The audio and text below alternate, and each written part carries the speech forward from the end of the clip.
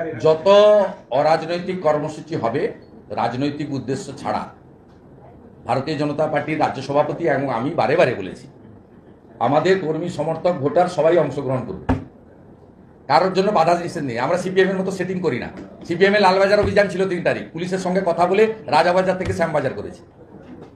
আজকেও স্বাস্থ্য ভবনে সেদিন আমাকে টেনে নিয়ে জিপে তুললো, ভ্যানে তুললো, 8 ঘন্টা বসিয়ে রাখলো ড্রাইভারকে পাত্তা করে। সুকান্ত বাবুদের তাড়া করে নিয়ে গেল অনেক দূর। আমরা 45 জন গ্রেপ্তার হয়েছিলাম। পুলিশের বেড়া ছিল, বাধা ছিল। আজকে সিপিএম কে দেখুন কথা বলে করলো। সিপিএম নবান্ন অভিযানের বিরোধিতা করেছে ছাত্র সমাজের ন্যাশনাল ফ্ল্যাগ নিয়ে। সিপিএম এর পলিসি হচ্ছে মমতা ব্যানার্জিকে ক্ষমতায় রাখা, আমাদের পলিসি হচ্ছে জাস্টিস ফর আরজিকর। আমাদের অন্য কোনো পলিসি নেই। আমরা বকটুইতে ছুটে গেছিলাম প্রথম, মুসলিম এলাকা, ভোট দেয় না আমাদের। আগে 17টা দিয়েছিল, আপনার 21 সালে এই পঞ্চায়েতে 35টা দিয়েছে বকটুই গ্রামে।